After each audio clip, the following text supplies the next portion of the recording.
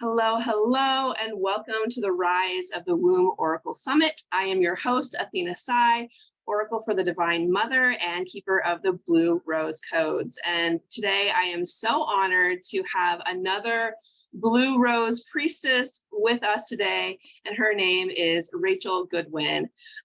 Rachel is a teacher, author, energy healer, and channel for Sar'h, who is the daughter of Mary Magdalene and Yeshua. And she is here empowering us to co-create the new earth and be all that we are. Sar'h is an ascended master for our time, and we'll share more about how you can connect to her energies and connect to Rachel and Sarah's work later on. So welcome, Rachel. How are you? Thank you. I'm very well today. Good. So as I have been, putting this summit together and inviting different women from different walks of life from all over the world, the common theme is to get together and really share our stories so we can actually dream bigger, so we can create, healthy relationships, so we can create solutions to help our world today.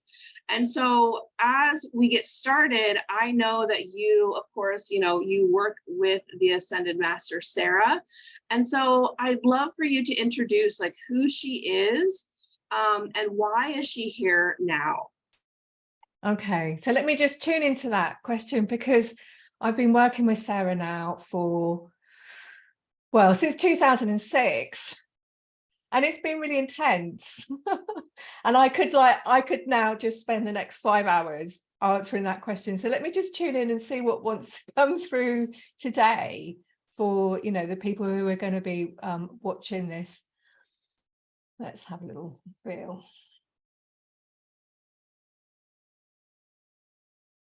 So it's really interesting how, so when I first started working with Sar'h, there was nothing about her anywhere, really. I mean, there's been these little stories that have been around, legends and myths, but it was she appeared to me when I was doing a workshop working with earth energies with Hawaii, and I opened up to channel and Sar'h turned up, and to be honest, I didn't know who she was really. But I went with it, I had people waiting for me to say something. I went with it. And, and so I started searching. What can I find out about Sar'h?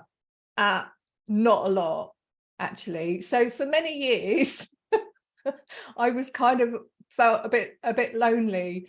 And, since that time, I've written some books. There's other things starting to come out now. More and more people are feeling Sarah's energy. And then this year, something has just and she did tell me this was going to happen actually, but I didn't know how it was going to happen. And it's really come through the lineage of the Blue Rose, which is this kind of what you're talking about, actually. It's a sisterhood, brotherhood. It's a coming together of those of us who, well, we know who we are, don't we? And it's suddenly it's the time now, and it's really exciting. And gosh, I really don't feel alone anymore.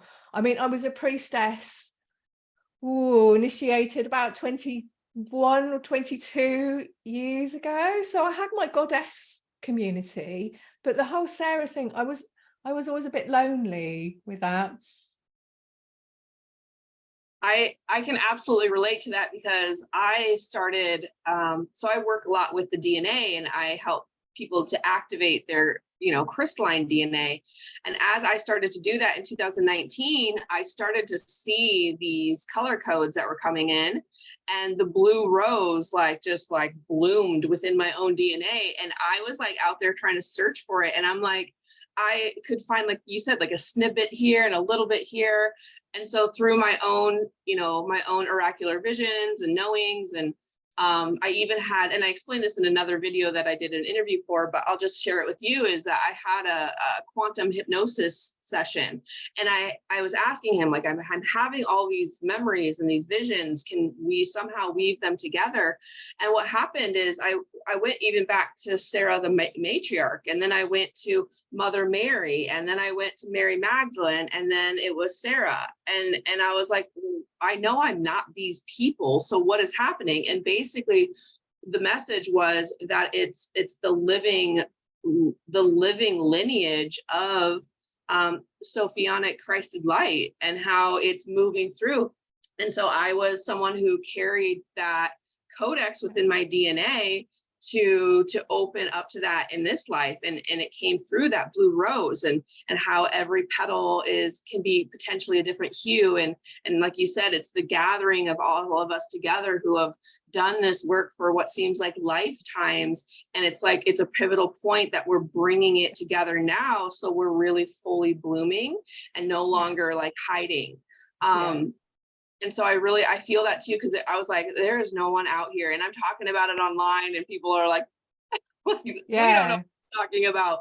So I would say, yeah, the last year, more and more information has been coming forward, and I love connecting with other people, because it's like we all carry those little puzzle pieces, and when we get together, things start to click, and we start to shift, and we're getting those aha moments, and more of the story unfolds. Yeah, and that's it. That is exactly what these summits are doing. We're all coming along and going, look, this is what I've been obsessed with for however long. And then the other person goes, wow, that's like the missing piece for me. We're all giving each other like all the missing pieces, because we've all got these keys. But yeah, so like the other part of your question, like, you know, what's she here for? Well, you asked me a question. I'm sorry, when I answer questions, I tend to go like quite a long way around. So I'll try and remember where I was going when I started. But you asked me, you know, like, why is she here? And before, when we were writing to each other, you mentioned something about light conception with Sar'h. And so where I live in Roskilde in Denmark, which is about 20 kilometers outside of Copenhagen. And this whole town is just full of sacred springs and ley lines. It's like an undiscovered Glastonbury or something. And I have written a guide about it and been working with it for like nearly 10 years now, since I came here. And there's different places that hold different energies. And right by the library, which is quite handy because I like going to libraries because I love reading, there's a ley line that goes past that is like, and there's a point there, it's the sacral chakra. You go out the front of the library, there's like some nice gardens there with roses and everything. It's the sacral chakra. So I went and sat there this morning to tune in to like anything for this summit. And I asked Sar'h, you know, what about your conception? And what she showed to me was that she was conceived in that light energy matrix that was created by the divine masculine and the divine feminine, obviously Yeshua and Mary Magdalene, coming together and creating the sacred marriage. And then she just sort of came into that.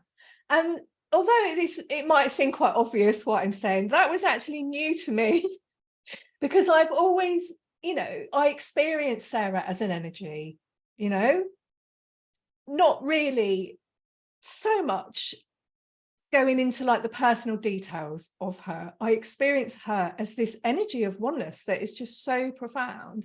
And then she showed to me like, yeah, well, they made that for me. They like made that little like energy matrix nest. And then as a soul, she just kind of slipped into it. And you know what and then she's been like basically holding that ever since. And it's interesting, you know, because I worked with different ascended masters and goddesses and that before I ever channeled Sar'h.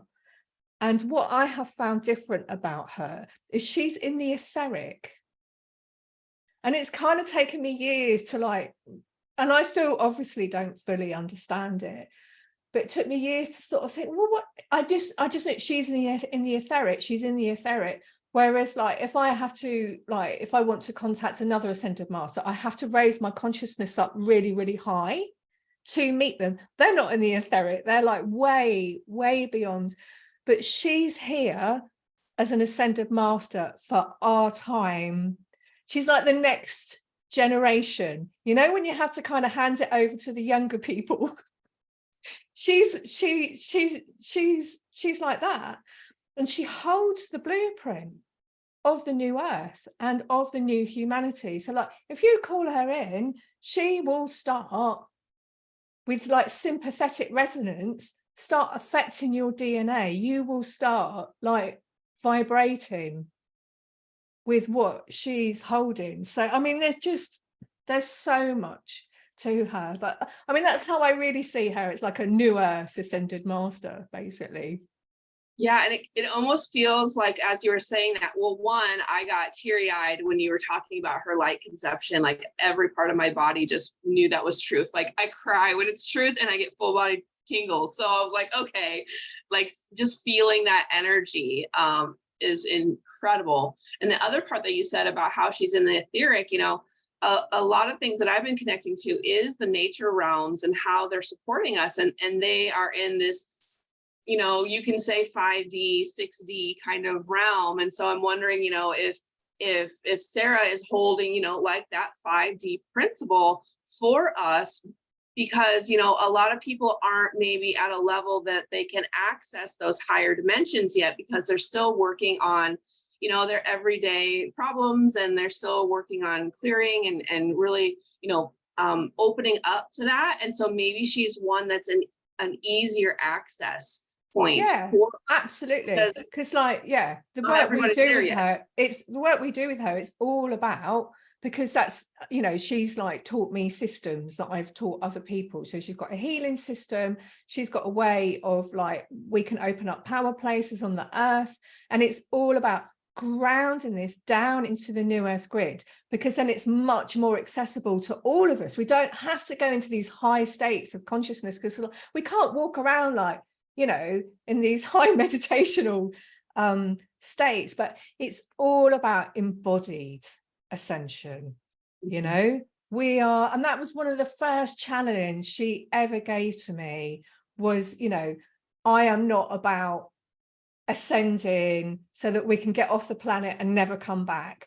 No, this is about like really, and this was sort of before it was a thing with everybody saying it, but it's really about bringing heaven down to earth. And I kind of feel the same way about her conception as well, is that along with that energy matrix that they created, there's this whole physical thing going on of sperm and eggs and bodies and fluids, and I kind of love it, you know, because like with Sar'h, she's in all of the spheres, she's in all of the layers, and her energies integrate.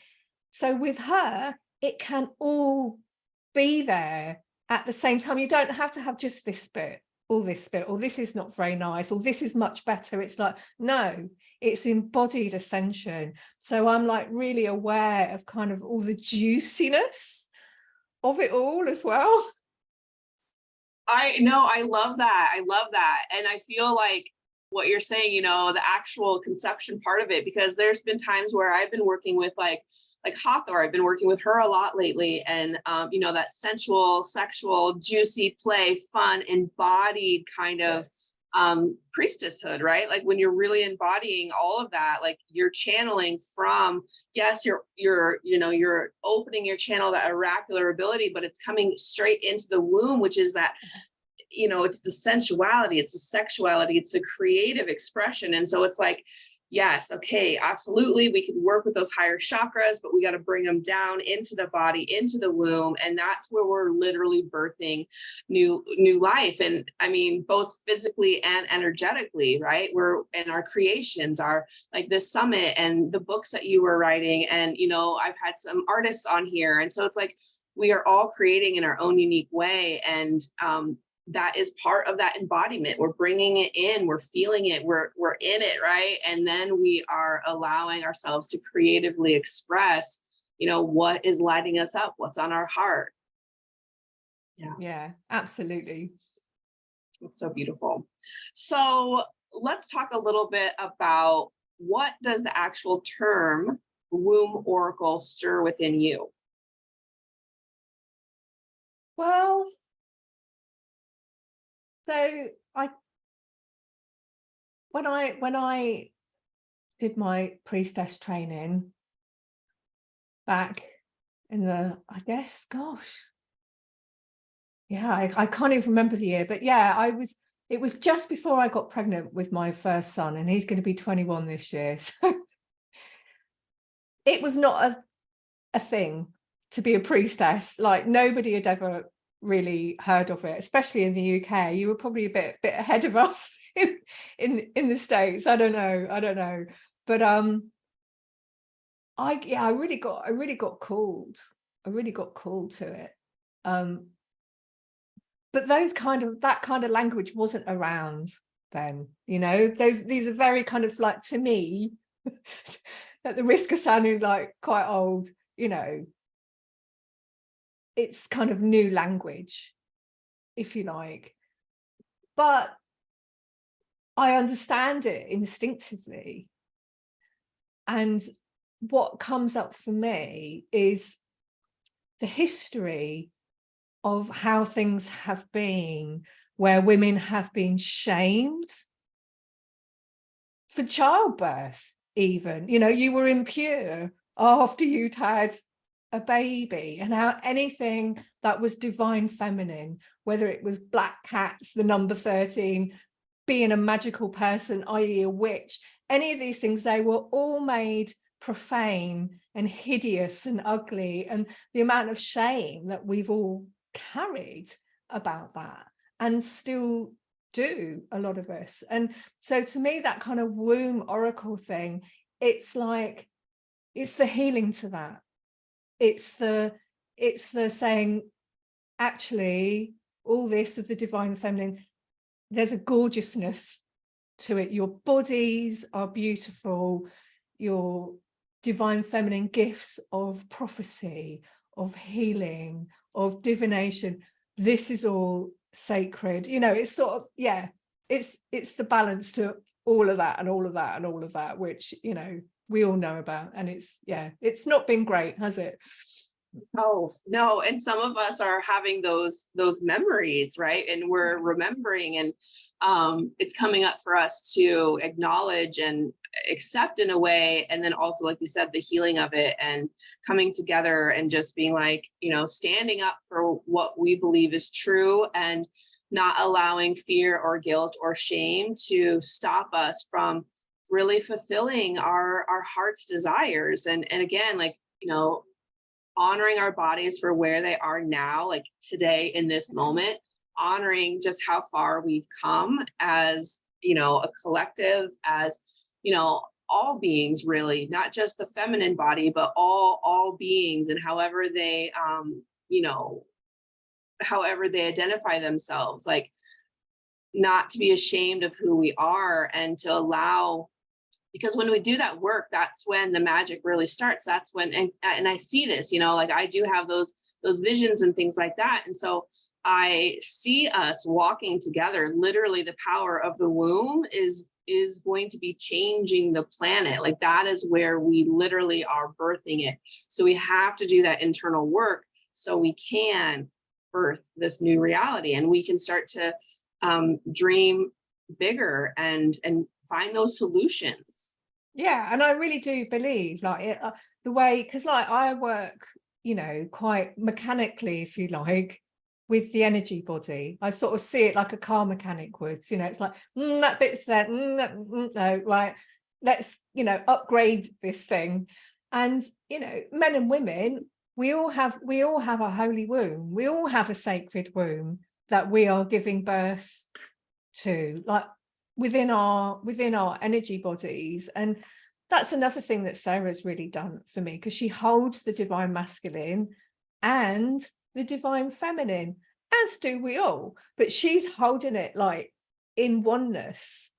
And it's really highlighted for me the need to always remember that we're all divine masculine and feminine, that I've been a man in a past life, that man over there has been a woman in a past life. Actually, although it might look like it on the outside, there's not as much difference between us as we might think there is. So whenever I do classes and workshops, they're always open to men and women, because, you know, who am I to judge, like, who should get this work from Sar'h?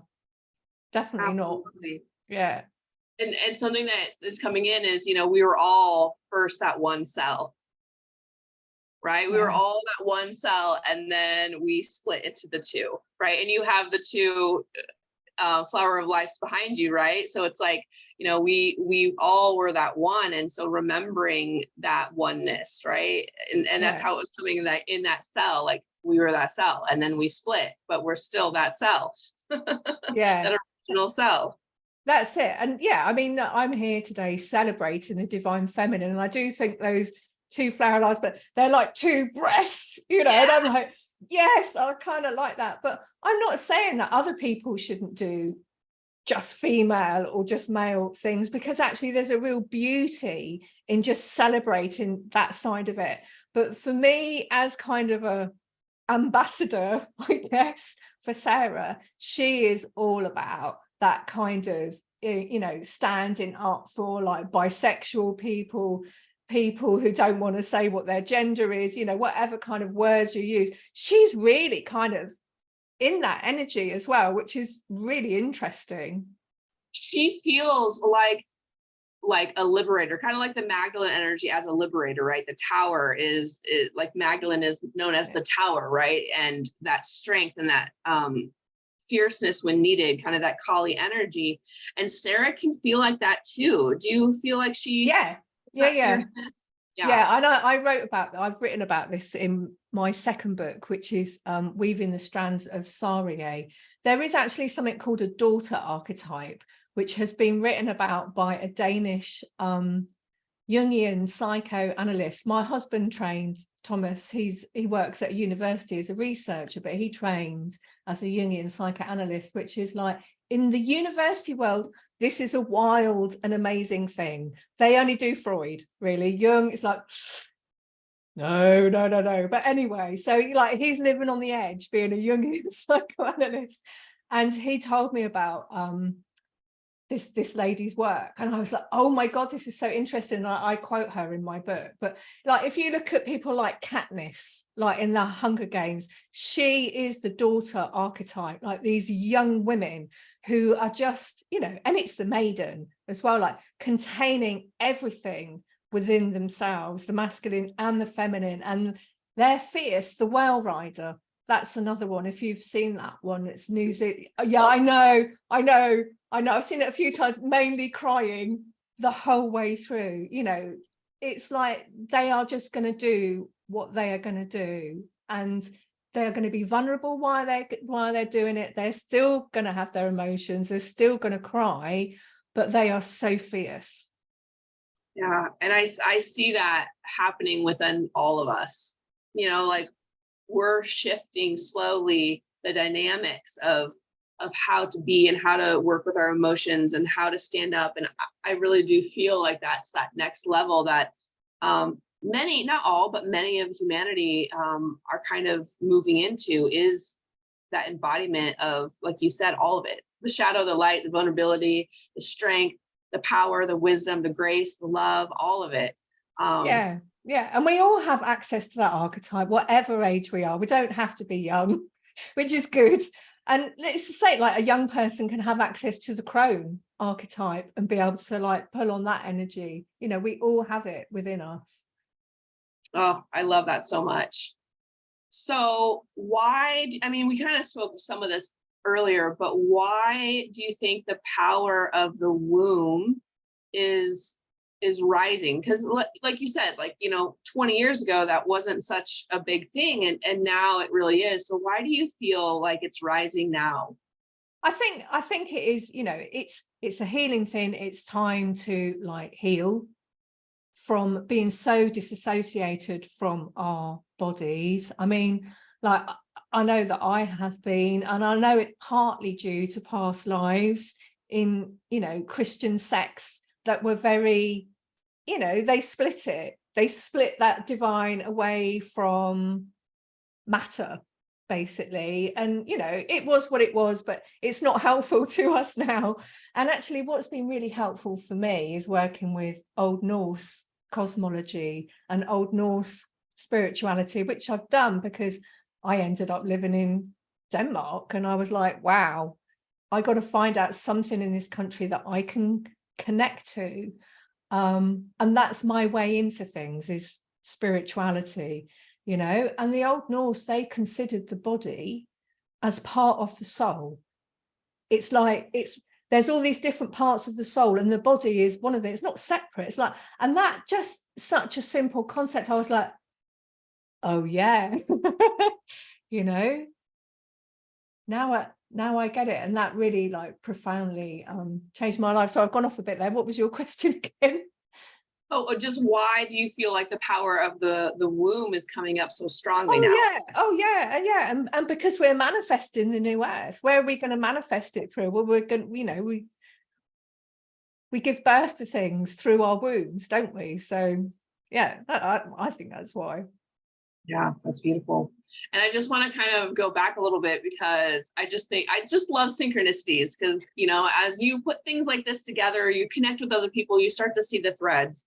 And so on my father's side, we're from Denmark. Okay. I have Norwegian blood.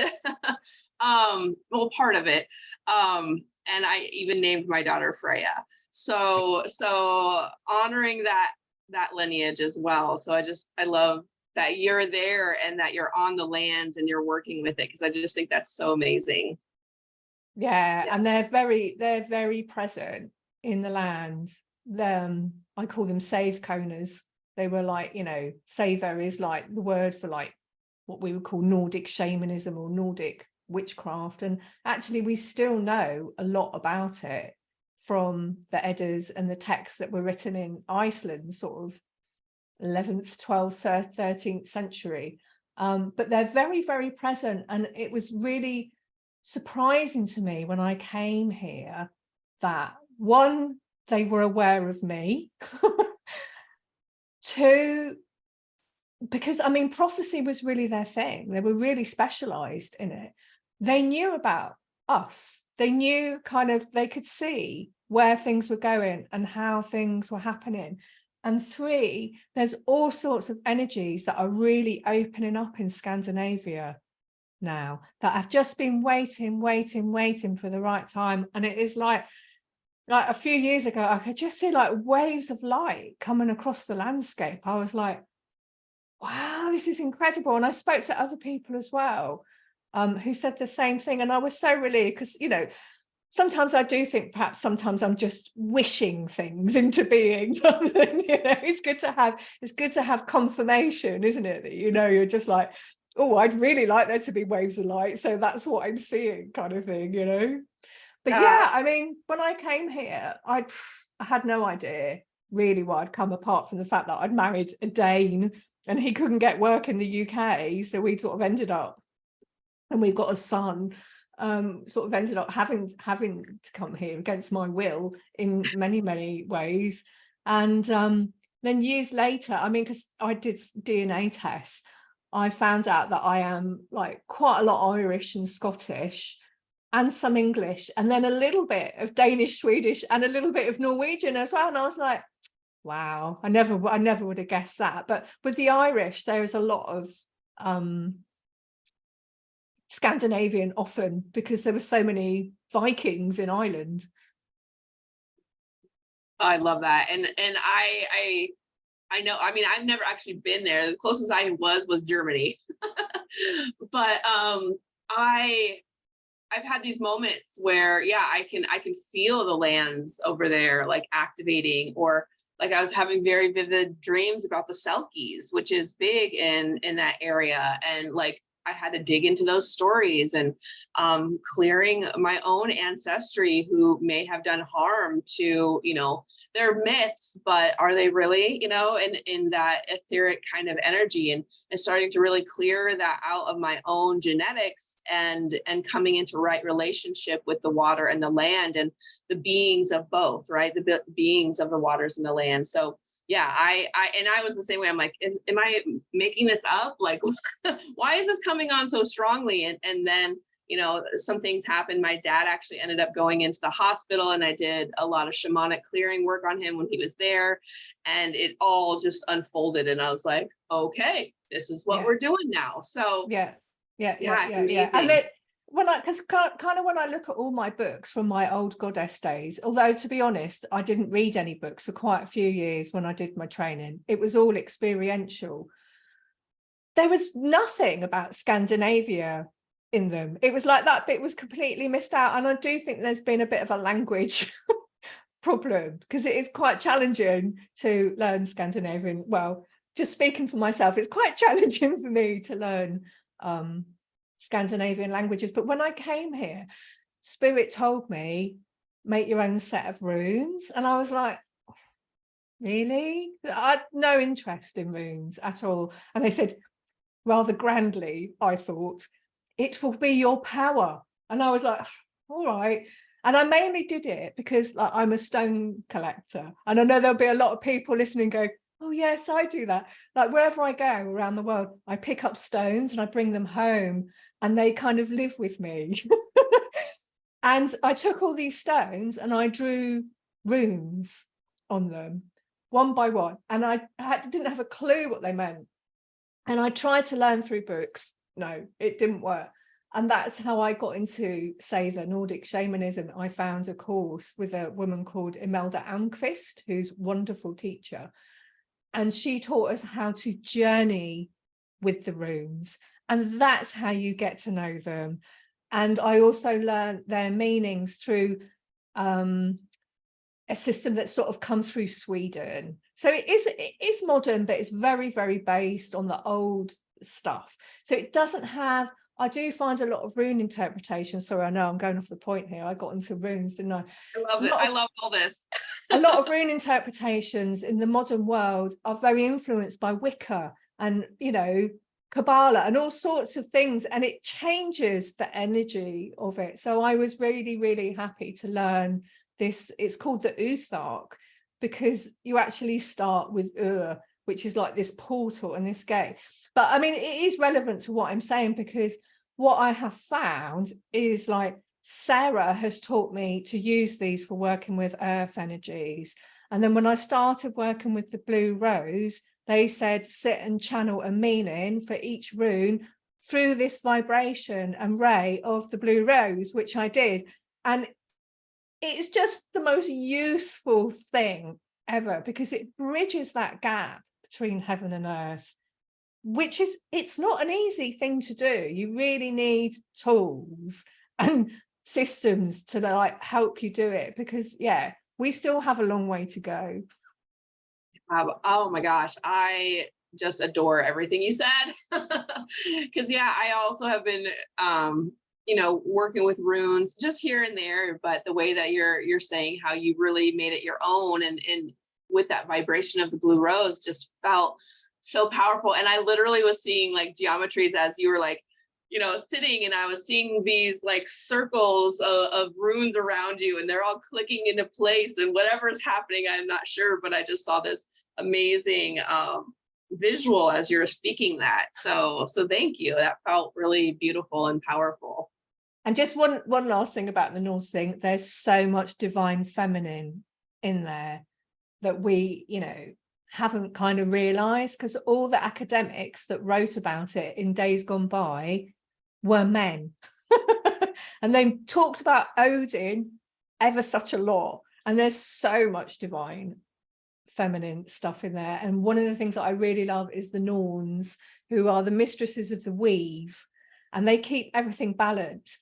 And actually Sar'h has a bit of that energy as well, which is sort of hag crone energy. So she's a little bit like like years ago when it was Pele that really came in for me strongly, the Hawaiian goddess of the volcano. And she's seen either as a young woman or as an old crone. And Sar'h kind of has that thing going on as well. Yeah. I love that so much.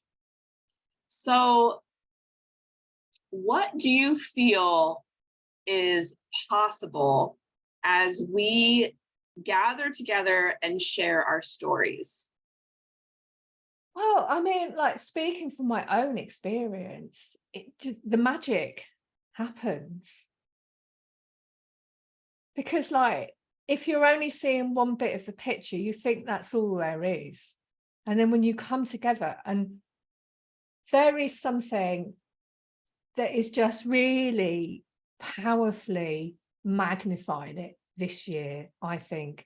Because, like, the whole Blue Rose thing last year, there was a portal that opened up across the road from where I live, a Blue Rose portal a few years back. And I just ignored it, to be honest. I was busy, like, doing my Sar'h thing. And I'll go and sit there sometimes, but I made an essence out of it and I did nothing with it. And then last year, it was just like,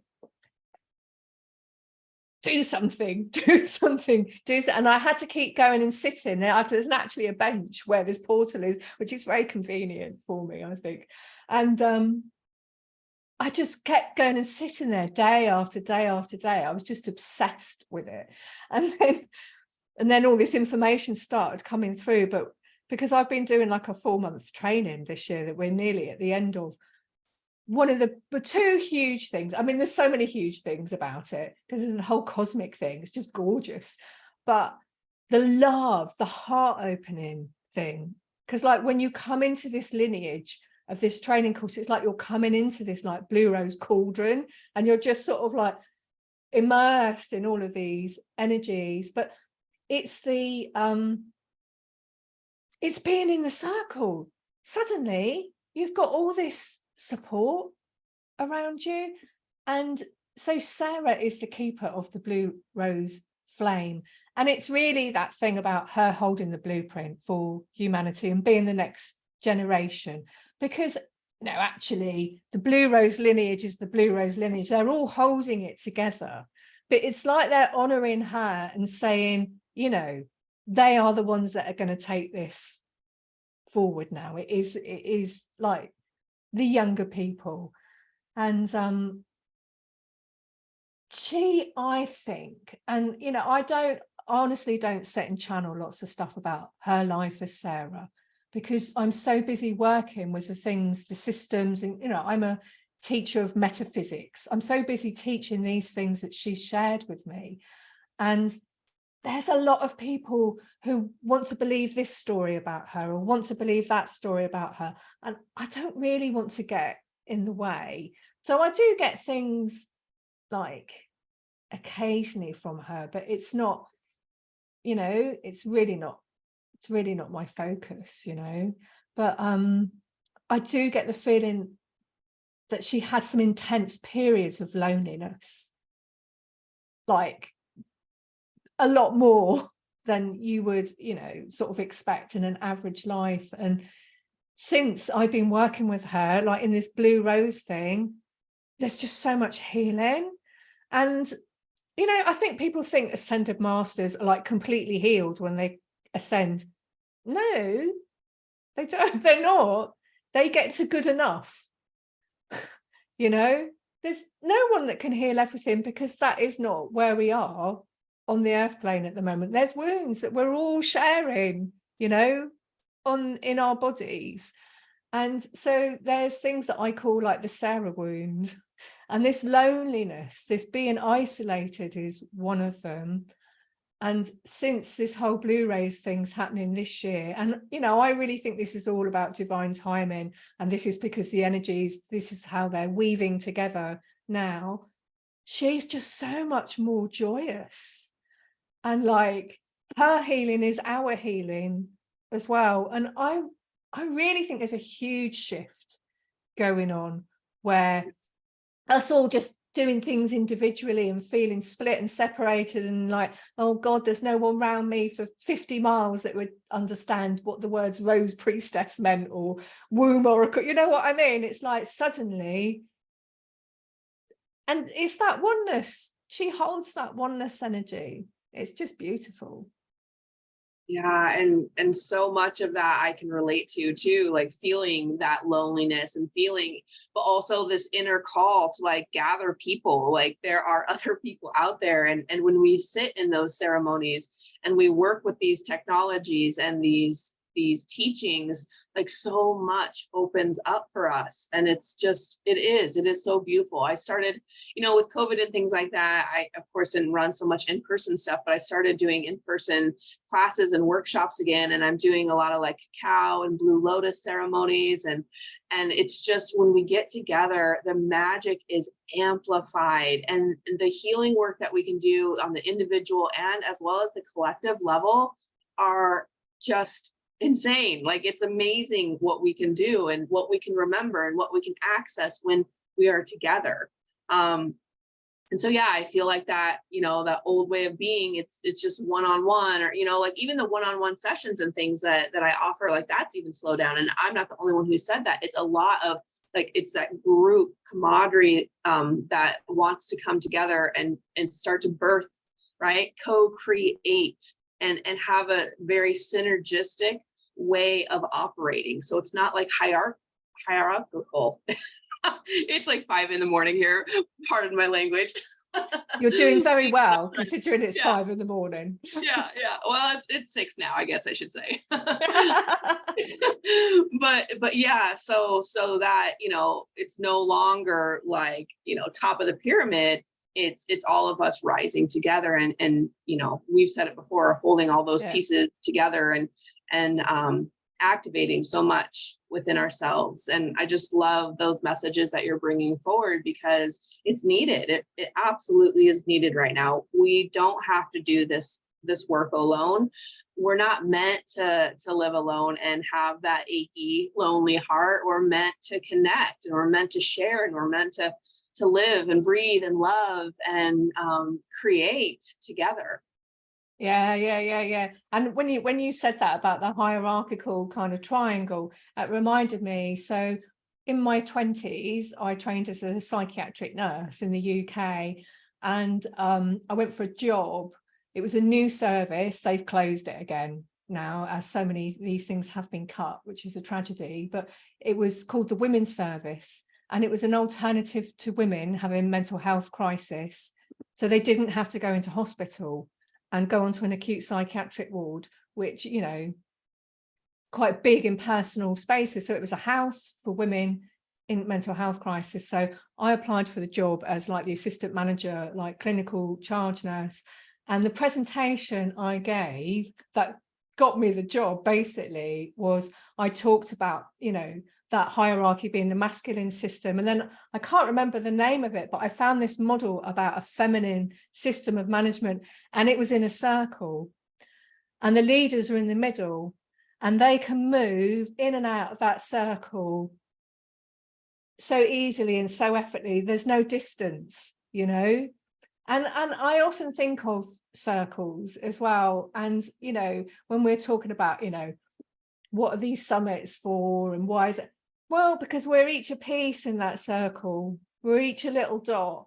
And if we're not there, there's a sort of a hole in the circle. And it kind of shows the equality of us and why we're all needed, because we are that circle together. We are actually the divine. Yeah. Split up into little bits. We are. We're that fractal, right? That holographic fractal, holding those pieces and those codes. And, even though there's been a lot of struggles and things have been crazy and chaotic for some, it's really a beautiful time to be here on the planet and to be ushering in these new / old ways of doing things. And it really is. It's a powerful and a beautiful time to just create the world that we want to live in. It is beautiful. And I never thought I would see the day where like this was becoming like something I could see externally in communities. But I think I would also say that, you know, along with that beauty and that being held, the challenges tend to increase with the amount of healing work that we have to do. So there's always a balance, you know, however much more lovely it gets, the more, you know, painful things I'm kind of called to with healing, ancestral, that kind of stuff.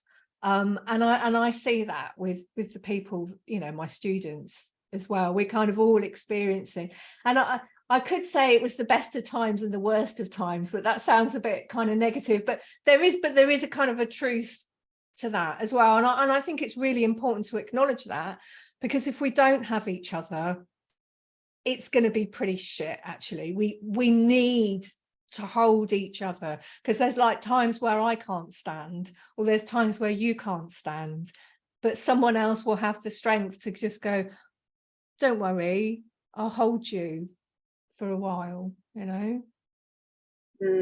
That's so beautiful. And you're right, it is. It's the ups and downs. But I have found recently, I don't know if it's, I just got to this space where even though there's so much challenge around me and there's things that are falling away, and it's like, oh, before I felt like I was gripping on so much. And I think after those eclipses, and as we were, you know, moving into the solstice energy, like it was just like I found that center piece, and I'm just running with it. And there has been moments where, you know, I get into the thinking mind, I get into the worry or the doubt or the whatever's coming in, right? But it's no longer such a long drawn out process. It's like, let's get into the moment. Yeah, exactly.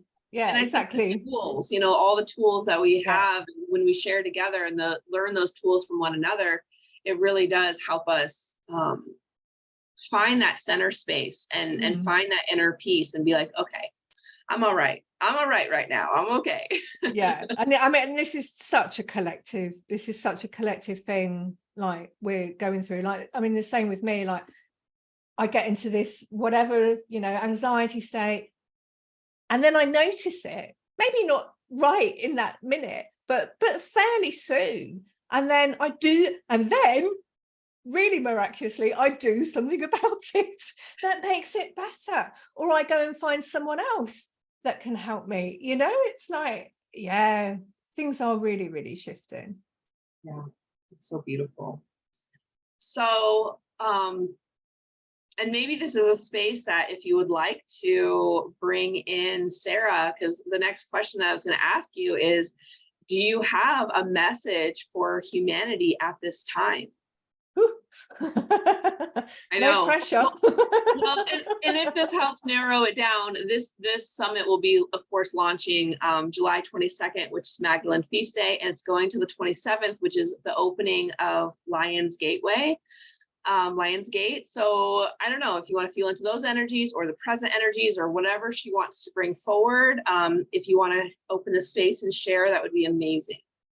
Well, I never know what Sar'h is going to say, so I'll open up and let her have her space. And, you know, I mean, even more than the words, it's the energy that comes through, because when I'm channeling her, she's like sending out to energy to everyone who's like watching, and you can receive your own messages. She can also, like, you can feel things in your body sometimes, because, you know, energy things are going on. So yeah, I'll go quiet for a few moments, and then when I start talking again, it will be Sar'h that's coming through.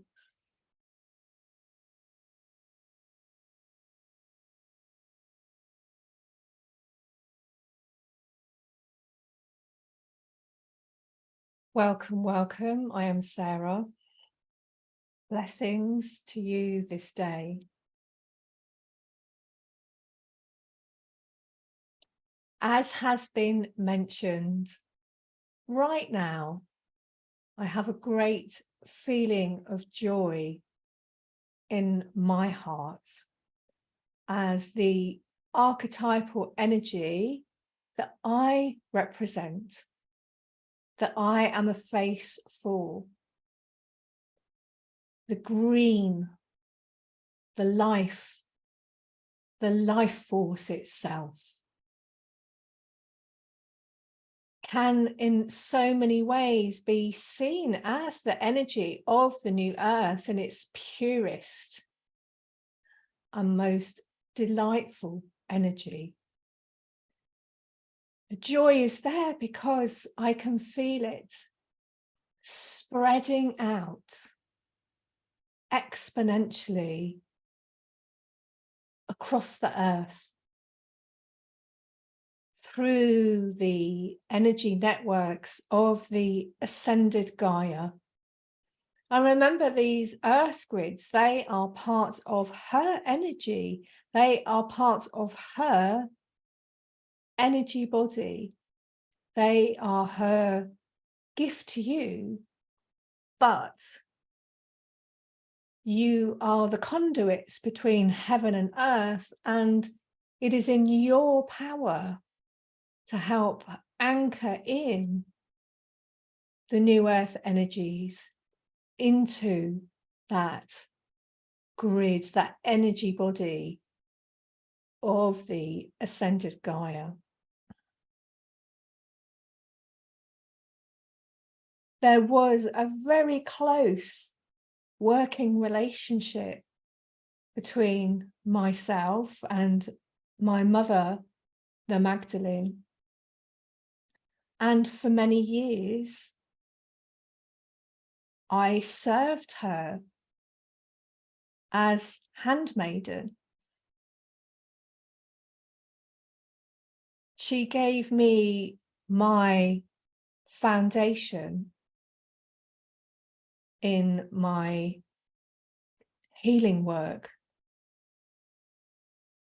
And she is the ascended master to call on if you have trauma and emotional pain, as most people who are incarnated have, because if you don't have your own, you have your ancestors. It is a big work, and you are not expected to do the whole. You are expected to do what your soul calls you to, which is your piece of the puzzle. And there's no need to compare yourself to anybody else, because did they start from where you started from? No. No one's journey can be compared to another person's journey. You can really, if you must, only compare yourself to yourself. But I say this because the Magdalene has such a gift for holding each of you in times of hardship and emotional distress, and providing the love and the care and the mothering, the nurturing that is needed for you. There are great times ahead, much fun, much excitement. I work to empower those who wish to move forward on their spiritual journey and are ready for some challenges. I am not for the faint-hearted, but stand for those who want to make a difference, who want to empower others, who want something different, something other, but who do not want to fight and fight and fight, but instead move a little to the side and create something anew while nobody is looking. My blessings are always there for you. You just need to call my name. Which name you choose for me is of no importance whatsoever. I know who I am, and you know who I am, and my essence is what you are calling upon. I hold many of the qualities of my mother, the Magdalene, and my father, Yeshua. And you might find it interesting to find how that works, all in one person. And that journey of discovery is also a journey of discovery, of finding that within yourself, finding that actually you hold so much more inside of yourself than you ever thought you could.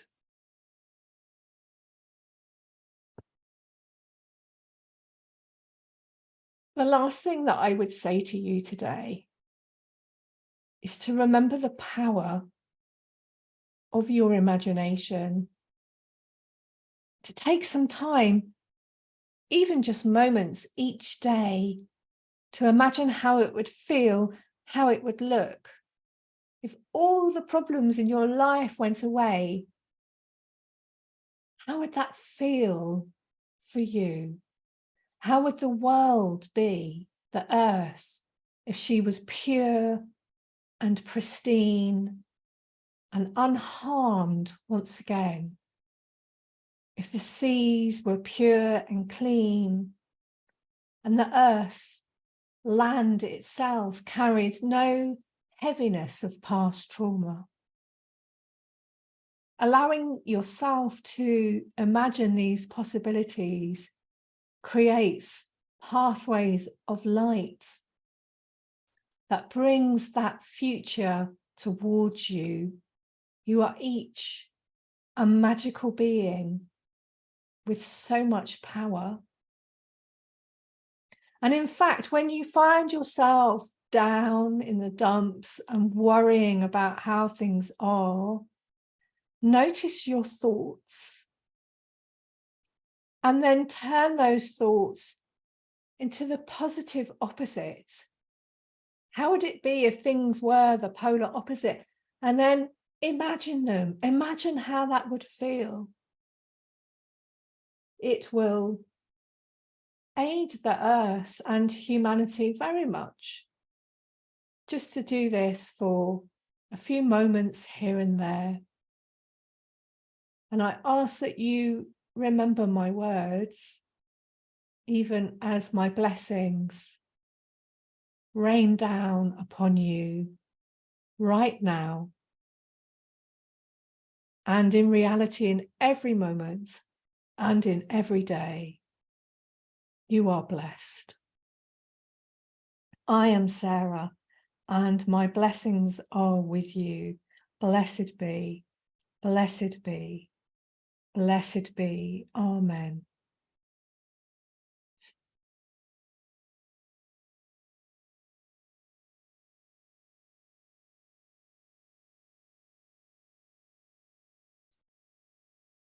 That was so beautiful.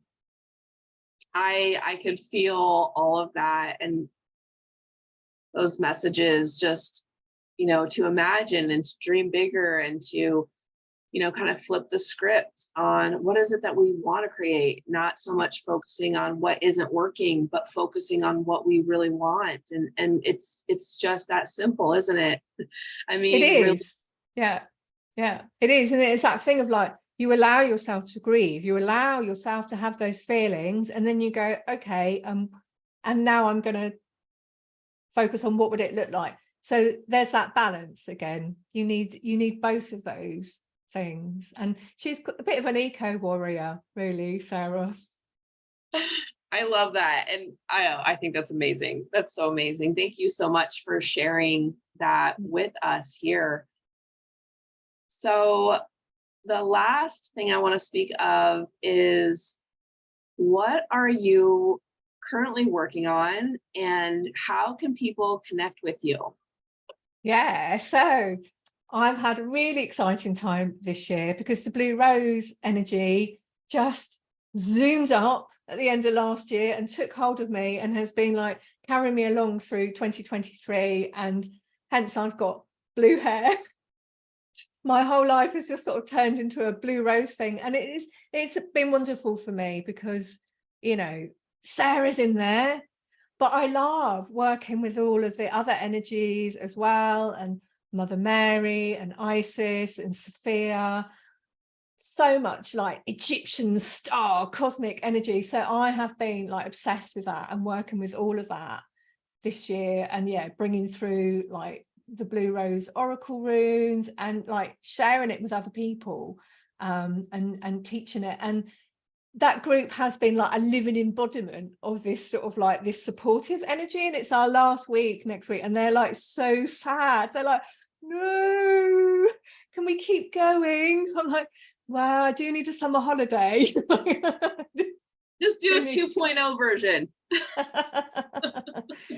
But yeah, I am starting another one at the end of August, and I will be doing a free workshop mid-August on like how you can work with the Blue Rose lineage, because this is what I do. I come up with all sorts of systems and practical ways and information and just make it very, you know, get a lot of clarity to it, because there's a lot of mystery around the Blue Rose lineage, which is fine. You know, mystery, you should never have everything explained, but on the other hand, it's really good to get a really like get your head around it, because it just calls so many people, and it's this cosmic energy with the ascended Gaia all wrapped in that rose energy together. Oh my God, it is so delicious, I have to tell you.